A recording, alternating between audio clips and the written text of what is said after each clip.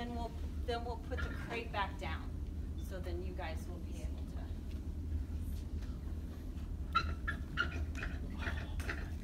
I know.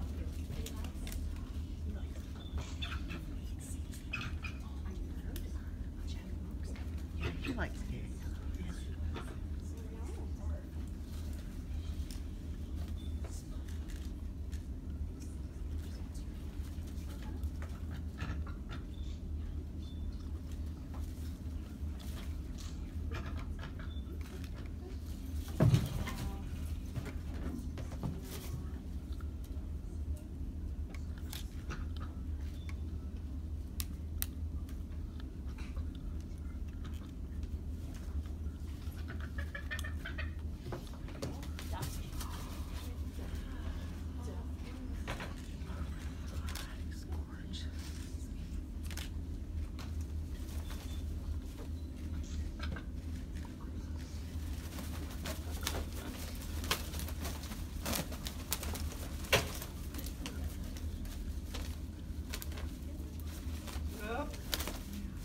Almost, buddy. Almost did it all by yourself. Almost did it all by yourself. Oh my goodness! You know where they're in the box, and all of a sudden they're in a completely different spot. Beautiful. Okay. Do you guys want to take that down for me? So because of that. Honey. Yeah, you didn't tell me there were going to be this many people.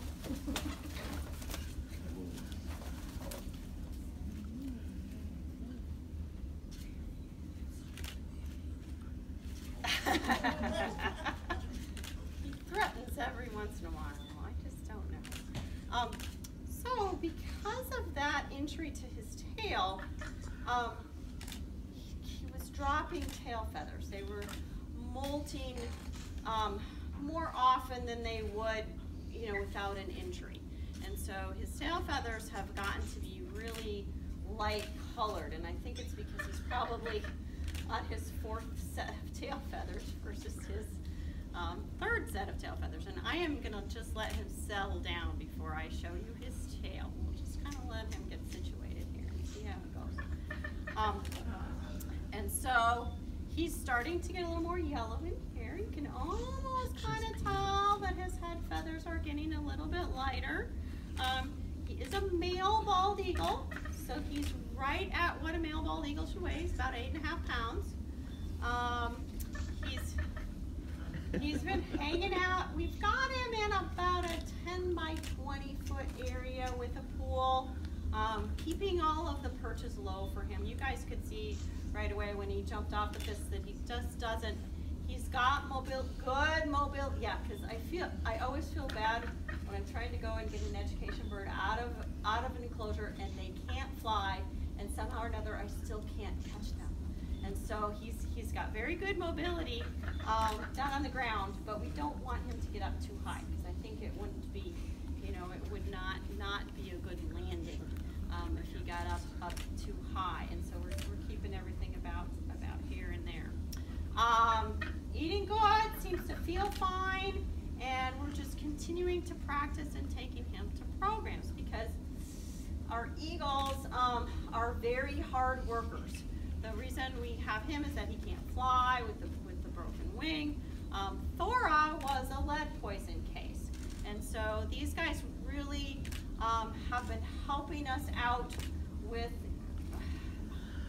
yeah, I keep saying this, trying to convince people not to use lead ammunition for hunting, and I try to stay optimistic, but we're going on our 13th year now of gathering data on bald eagles and lead poisoning. We're about to publish a paper that has 11 years worth of that data nicely summarized. And so if you come into us with lead poisoning, you have an 11% chance of going back out the door. If you come into us with any other kind of injury and you're an eagle, you have about a 55% chance of getting back out the door. And so we cannot fix the lead poisoning issue on the backside. It has to be fixed on the front side. And this is something that rehabilitation can do for us. It can give us the data.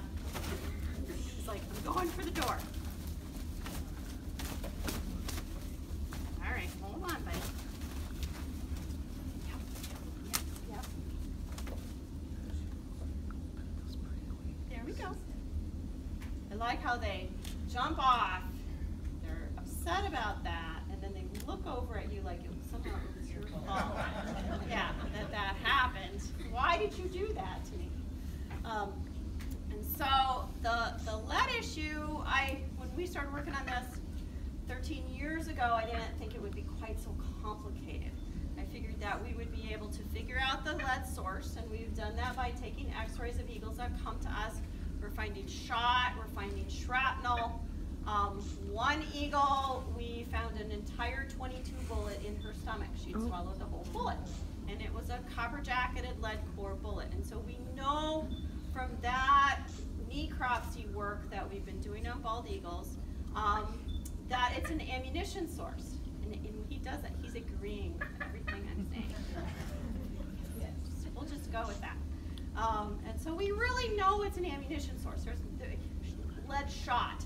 Number 5, number 7.5, lead shot. We actually open up the dead eagle stomach and pull it out. So we have that piece of the puzzle. So we know that it's an ammunition source. It seems to be all sorts of ammunition because we're finding shot. We found that rifle bullet and shrapnel. We've also x-rayed deer carcasses, deer gut piles, and if the deer's been shot with a lead slug, there are lead fragments in the carcass, there are lead fragments in the gut pile. And you guys, if you watch eagles in the winter time, yeah, they're out in the middle of a field, nowhere near water, they're not fishing, and they're scavenging on things, especially in Iowa. We have thousands of eagles, so you guys have to come back in January too. Yeah, it's like a tourism thing. Eagles in the summer, eagles in the winter. We have thousands of eagles that spend the winter with us here in Iowa. Things are frozen up in Canada and northern Minnesota and northern Wisconsin. They need to come to us for open water and for fishing. And it's right during all of our hunting seasons. They start showing up kind of end of November. It's almost like it's accident. The stars are aligning in a bad way. And stay till kind of end of February. And then it seems like, because we're western Iowa, we're an hour from Omaha, an hour and a half from Omaha, where our facility is. And so we see most of our birds come from the western half of the state. And so it seems like that end of February, first part of March, they sort of leave the Mississippi River and they make a big loop around and they go up the Missouri. And so we see hundreds of eagles coming through western Iowa that first part of March, trying to head north to stay as close to the thaw line as they can as they head up north. And so carcasses are frozen, in January and February. First part of March, it starts to warm up, and all of that stuff is available for them again. So we tend to see most of our lead cases end of February, first part of March. And so the crazy part of all this is that there's a very, very simple solution to lead poisoning in bald eagles and lead poisoning in 132 other species of wildlife. They make non-toxic shot, they make copper rifle bullets, copper slugs, tin 22 bullets. They make pretty much every type of ammunition that you would ever want to use in a non-lead variety. But people just have to make that choice. We have tried several different avenues for it to be a law, a rule. You have to wear an orange vest if you are going to go deer hunting. That is a rule. That's part of the rules. But you can poison an eagle if you want to, and that's not part of the law. So when they kind of come up with, well, we don't need a rule for that, we'll just do it on our own, I'm a little skeptical, as you might imagine, after working on this for 13 years. And last year was if you hold still, if you just hold still, I'll show you. So last year, it little bit weather dependent. I know Brett has seen this too, in that if we get a lot of snow cover, the carcasses are hidden early, but then we still end up seeing them later in the year when the snow melts. But these guys over here are gone by the time. So it is a little bit weather dependent. But last year was our worst year. We at SOAR we saw 43 bald eagles. 21 of them were lead poisoned, so we're still running. In our 11-year data set, we're just at half. Half of all the eagles that come into wildlife rehabilitators in Iowa have lead poisoning. They come in not because of a broken bone, that was just some sort of a random accident, but a poison. And so that's the alarming part for me, is that such a high percentage of our admits are poisoned, and it's not some sort of a random accident. I know you're going to go again, aren't you? Just to see if I'm still hanging on. I think he has just a tish of an attitude. I'm not sure on that, but a little bit. Is his voice always that hoarse? And so it is. So we have Thora, our adult bald eagle, and you can almost do it, can't you? But that other wing will not let you. Hold on. Oh, hold on, buddy. Oh, sweetie, hi.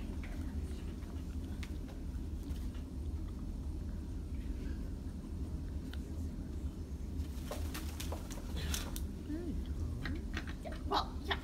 It's like, yeah, I told you I could do it. I can do it all by myself. It's fine. It's fine. So we have Thora, our adult female, and so they have very different voices. And so I don't know if it's the difference between juvenile and adult, or female and male with the vocalizations, but hers is maybe more high-pitched, definitely louder, and it's almost a completely different sound. You know, she does that. You know, the big laugh is what she's got, and he's got more of kind of a subdued, very quiet, kind of more conversational sort of a thing. And the kids, of course, always want to know, what are they saying? You know, you'd think by now I'd know exactly what they're saying. But really, just, I cannot seem to fit the vocalizations with any particular one sort of thing. It seems just a little bit random. Yeah, so I'll let you know if I get it all figured out as far as what all of his vocalizations mean. But yeah, I don't know if as he ages now, the voice will change. I'm almost expecting that it will as he gets to be an adult. I think maybe the juveniles have a little bit of a different call than the adults do. We will find out. And so back to our let thing. We are pretty much, California will kind of be our model. We're looking, there you go. Or I'm gonna just move there. Maybe that would be the solution to all of this. And so by 2019, California hunters will not be allowed to use lead to hunt with.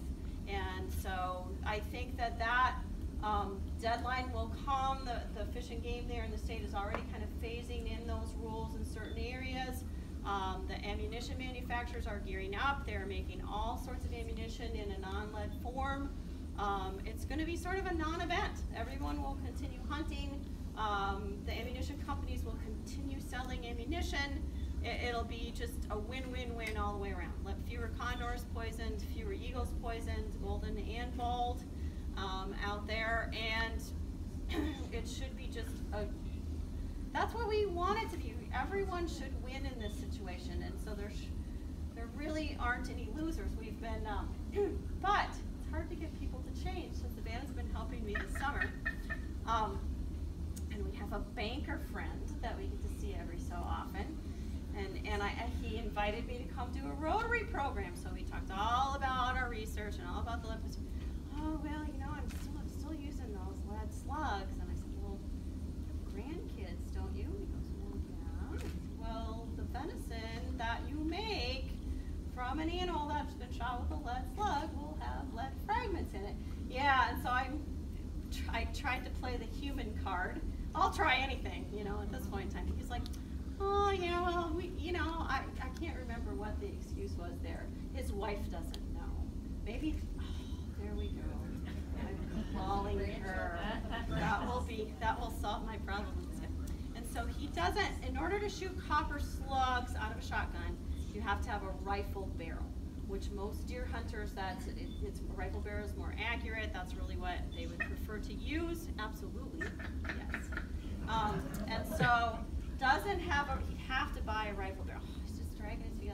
But you can use a muzzle loader during the shotgun season here in Iowa. So he's going to use his muzzle loader. So Van and I did a little copper muzzle loader bullet shopping for him and had a kind of an array set out.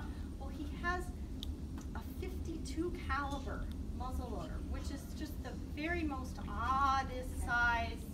I'm sure they probably, but no, 50 calibers is the normal size.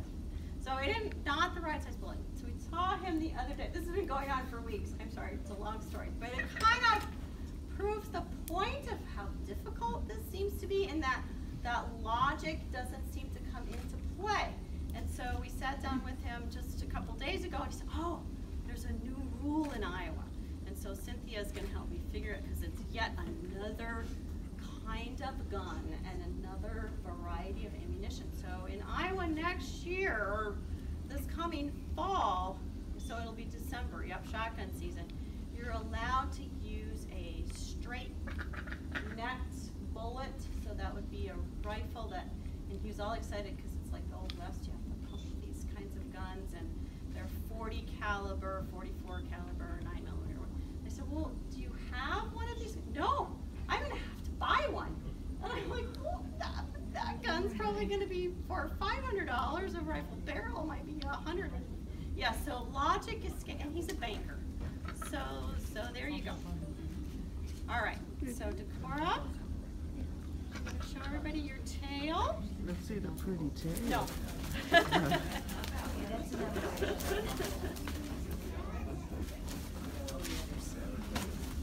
All right. I know.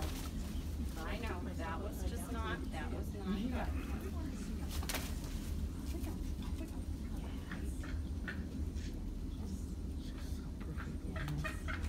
I know. So we'll see what he does when he's an adult. So far, that's as best as he. I'm gonna get you. Oh no, I'm not. I'm gonna kind of get you. Yeah, he's going. It's a waiting game. He's gonna, lull me into thinking that he won't. He obviously has lots of opportunities, but he's been a very good bird as far as not being aggressive. I know he just gets a little, like a little kid. I'm sort of done with this now, and we're ready to go on to something else. And so, yeah. And so I think Anybody have any questions? Have you given this talk with him to ammunition people? And so I think we've done several projects. We've tried to get information on hunter ed classes, displays, as you guys can see. They don't really want to hear from us. Once you see this, you gotta. You just gotta. We've tried to include NRA groups on committees, and they really aren't. And so, I mean, if you look at it from their perspective, they have, I don't know, $1 bazillion. And so they can pretty much do whatever they want to do. And so the legislators are most probably not going to do something the NRA doesn't want them to do. Have they ever been shown the videos of those that they're suffering from lead poisoning? And so their standpoint is, well, that's just a few eagles. But the issue with that is it's a poison. And so poisoning is really not, I couldn't go and put arsenic in a cow carcass and kill 8 eagles and go, well, it's just 8, That wouldn't work. They'd put me in jail. You know, and so again, the logical process here is escaping my grasp. But they're also feeding that to their families. Yeah, yeah, and they're fine. So in humans, you know, they don't get as sick as eagles. No. And so it's like the Flint, Michigan issue where children are going to have learning disabilities and lower IQ. And so, yeah, I think that it's a very serious matter, but we've tried several avenues with the human issue too, and we just seem to kind of be running up against these brick walls. So we're going to keep trying, but our best bet so far is when family members talk to other family members to get them to change, or friends. People, and I know this is a proven public relations thing, that people that you know can get you to do things versus people that you don't know. And so we've had one of Savannah's classmates at college, I did a presentation for them. She went back to her dorm room, called her father, and informed him of what he was going to be hunting with. I was fine, that worked fine. You know, and her dad was all right with it because we got to actually see the family later at a different presentation. It's like, yeah, she'd done the research. You know, it was his daughter telling him, you know, and so he was fine with that because it was coming from her. And so, you guys all have a job. I want you to make friends with the hunter. I'm sure you probably already know one. But be dogged with them. Savannah and I, this banker, is going to be using non-lead ammunition this deer season or else. And so we've actually got the whole Rotary Clubs watching him. So the pressure's on. The pressure's on. So that's what, you know, we need help, and we kind of need everybody to participate. Do you have to euthanize eagles occasionally? So as we said, you know, you have a 50% chance of getting out, and so some eagles die. Our lead poison cases, so we had 21 lead poison cases. One of those guys lived, and we didn't have to euthanize any of those. They died on their own. You have to have special permission because they are protected species under federal law. Yes, and we have with our permits, that allows us to do that, and our veterinarians decide.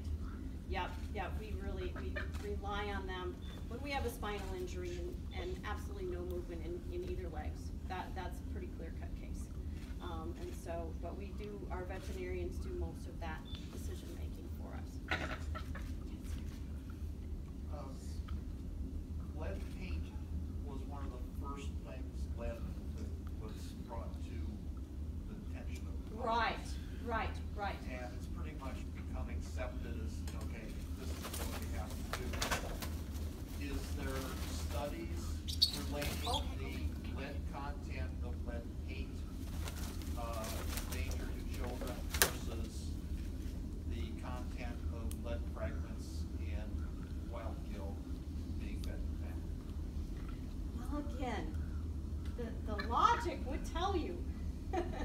So I actually met with the Iowa Department of Health, and this is before Cynthia worked on them. Yes, I am so sorry. They hardly ever want me to like talk with my hands, and I always do. So this is the best way. So that was a little reminder. Get your hand down. That's what that was. So we actually met with the Department of Health, and they're spending, of course, millions and millions of dollars doing lead paint abatement in older homes. They do inspections, and they test children, and you know, all sorts of stuff. But when presented with this information about how much lead, and some of these packages, it's highly variable, but some of these packages of lead and venison out west, over 100 parts per million lead in a package of venison, which is toxic waste if you're the EPA. You know, so these packages of venison can have a huge amount of lead in them. No, we've never had a case of lead poisoning due to eating game meat. Well, that's not a query when a child comes with an elevated lead level. They ask how old their house is and questions like this. They don't query if they've eaten game meat shot with lead. And some people, if they're getting it from the food pantry, would not know that it was game meat unless they were really paying attention to what was going on. And so I'm afraid, you know, unless somebody has a better plan, someone different to talk